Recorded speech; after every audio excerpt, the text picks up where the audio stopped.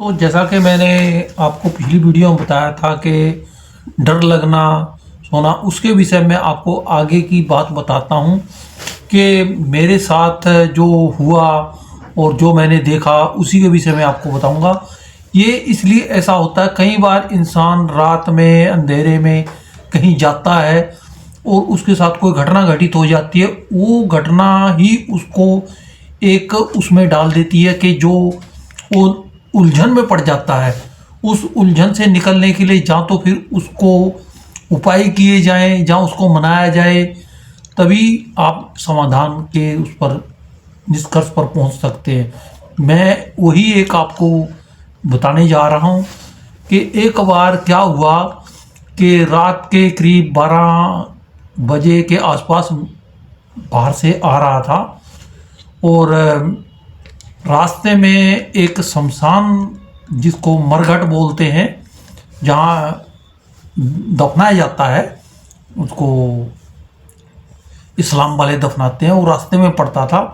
तो जैसे ही मैं वहाँ से निकलने लगा, वहाँ चारों बाजू आम के बागान, पेड़ पौधे, बहुत जंगल एरिया है और करीब करीब 3 किलोमीटर का एरिया है वो। और आप चाहे तो उस स्थान पर आज भी जाके देख सकते हैं, आज भी वो जंगल ही है। तो मैं जैसे ही निकल रहा था, मेरे पास एक स्कूटर था। स्कूटर पर आते आते उस जगह मरघट के सामने आके स्कूटर बंद हो जाता है। बोलो। मैं सोचता हूँ फिर ऐसे कैसे स्कूटर बंद हो गया।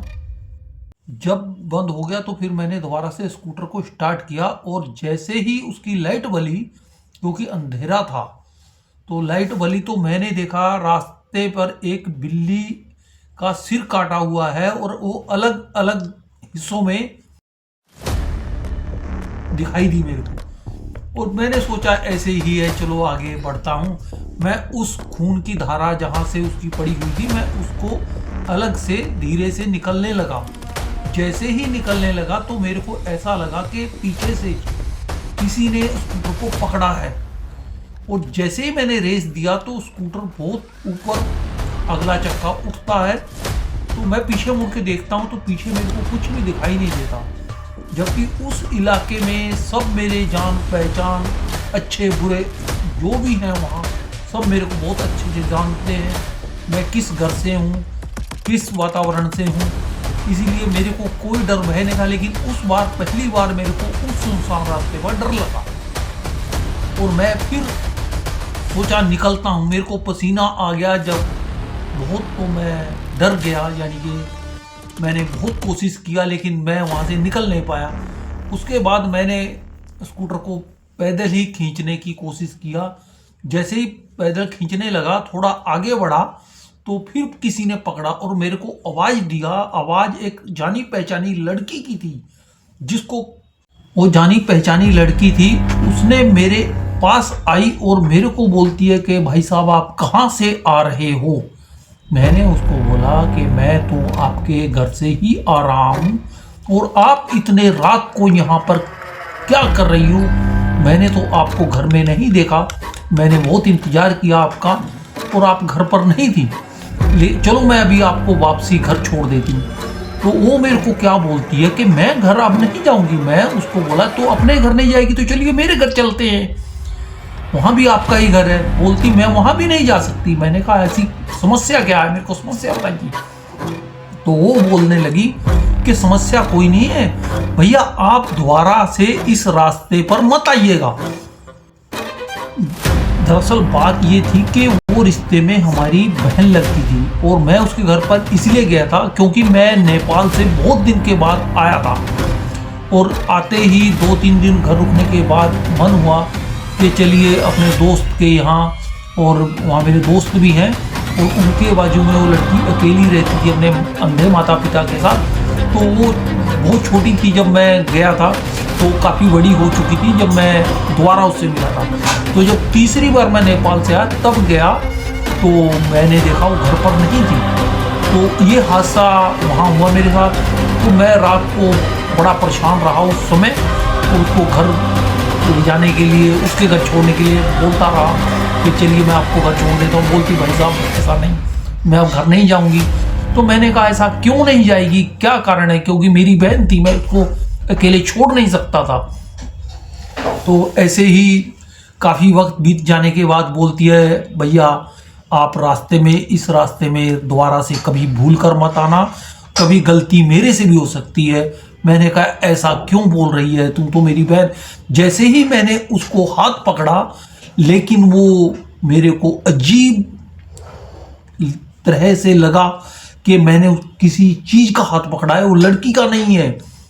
तो मैं एकदम घबरा गया। बोलती, भैया घबराओ नहीं, अब मैं आपको कुछ नहीं कहूँगी, लेकिन गलती अगर बाई चांस हो जाए तो फिर मैं क्या कर सकती हूँ।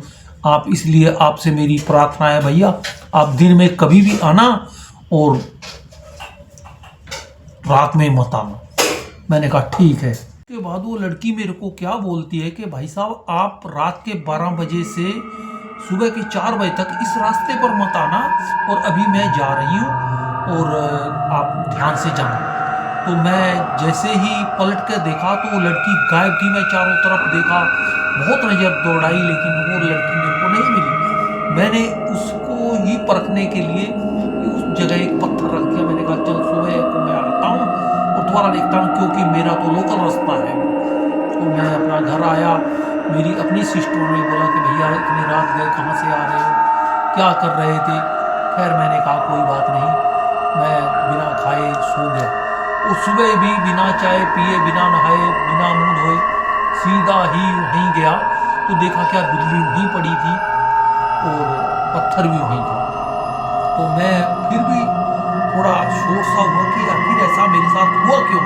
फिर मैं सीधा ही सोचा चलो उसी घर चलता हूँ, वो भी तो मेरी ही बहन है। तो मैं वहाँ पहुँचा, तो अपने दोस्त के घर गया।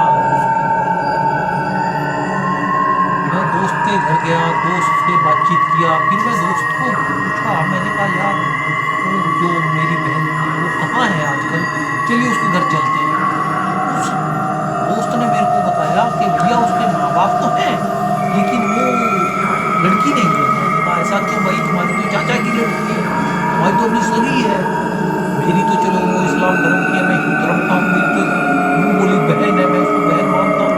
वो बोलता भाई साहब उसका तो इंतकाल हो गया। जैसे ही उसने बोला मेरे को बहुत शौक लगा, मैं हिल गया।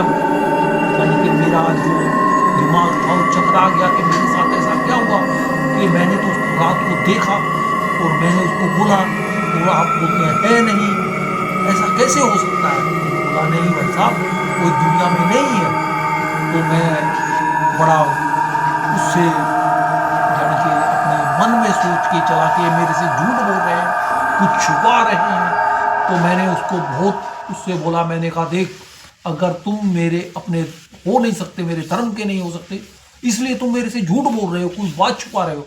बोलता है नहीं भाई वो तुम्हारी बहन खत्म हो गई है। मैंने कहा ऐसे कैसे हो गई है। बोलता दरअसल उसको उसकी प्रॉपर्टी के लालच में किसी ने मार दिया है और वहाँ दफना दिया है। मेरे को तभी पता लगा, वो मेरे को चोट लगा। मैं फिर वापसी बड़े भारी मन के साथ, दुखी मन के साथ वहाँ पहुँचा और देखा कि उसकी कब्र के साथ पहुँचा कब्र में, और कब्र पर फूल वगैरह चढ़ाए और क्षमा मांगा कि मेरे से कभी। मैंने जब उस कब्र पर फूल चढ़ाए फिर सोचा कि ये लड़की मेरे को आखिर दिखाई क्यों दी, मेरे को क्यों मिली, आखिर मैं इसको बहन मानता था। लेकिन फिर मेरे को घबराहट नहीं हुआ, क्योंकि मेरे को मन में हो गया कि मन में क्या हो गया, मैंने सुना भी उनके घर से भी, उनके माता पिता से, कि वो लड़की तो दुनिया में है ही नहीं। तो इसीलिए मैं आपको बताना चाहूँगा इन चीज़ों से घबराना नहीं चाहिए। ऐसे अचानक हो जाता है कभी कभी। अपने जो बहुत प्रिय होते हैं, अपने जिनको हम मानते हैं, वो किसी न किसी रूप में हमारे सामने आ जाते हैं। उनसे नहीं घबराना चाहिए, उनको से पूछना चाहिए, उनकी समस्याएं पूछनी चाहिए, अपनी भी बतानी चाहिए। अगर हम इनसे तालमेल रखते हैं तो हमारा कुछ भी नहीं हो सकता, हमारा बुरा नहीं हो सकता और वो हमारा भला ही चाहेंगे। लेकिन अगर हम उनके विरुद्ध चलते हैं तो हमारा बुरा ही होगा। और मैं आशा करता हूँ कि सब अच्छाई के लिए करें और अच्छाई रास्ते पर चलें। और मैं आपसे रिक्वेस्ट मेरी यही है कि अगर किसी तरह बुरा हुआ है तो मैं उसके उपाय भी करता हूँ, और अगर कोई करवाना चाहे तो मेरे को कमेंट में लिख सकता है, भेज सकता है। और अगर किसी का अड़ोस पड़ोस या किसी का कुछ खिलाया पिलाया, जैसे कि टोटका कर देते हैं, खिला देते हैं, तावीज़ धागा, ये 100 ऐसी बातें होती हैं, चीज़ें निकल जाता है किसी के ऊपर से। क्या होता है कि कोई पागलपन में आ जाता है, जब उसको कुछ समझ में नहीं आता, किसी के हाथ पैर में कुछ हो जाता है, अकड़न जैसे कि दाने दाने हो जाते हैं, उसका इलाज नहीं हो पाता, बहुत से डॉक्टरों को दिखाते हैं। मैं उसके विषय में भी बता सकता हूँ और इलाज भी कर सकता हूँ। आप चाहें तो मेरे को कमेंट में पूछ सकते हैं और मैं आपको ज़रूर बताऊंगा। अगर फ़ोन पर बताने वाली बात होगी तो बताऊंगा, अगर फ़ोन पर नहीं बताने वाली बात होगी तो आप मेरे से आके मिल कर करवा सकते हैं। और कभी मन में ये संकोच मत करना कि मैं आपसे ज़्यादा पैसा लूँगा। जो जायज़ होगा, जो जितना करने लायक होगा, मैं उतना ही करूँगा। आप बड़े ध्यानपूर्वक इस बात को समझना, क्योंकि कई बार क्या होता है कि इंसान डॉक्टरों के चक्कर में हज़ारों लाखों रुपया खर्च कर देते हैं, लेकिन इलाज नहीं हो पाता। इधर उधर ओझाओं के पास जाते हैं, बाबाओं के पास जाते हैं, फिर भी इलाज नहीं हो पाता, क्योंकि हर कोई हर इलाज नहीं कर सकता। कुछ ऐसे इलाज हैं जो मैं भी नहीं कर पाता। धन्यवाद।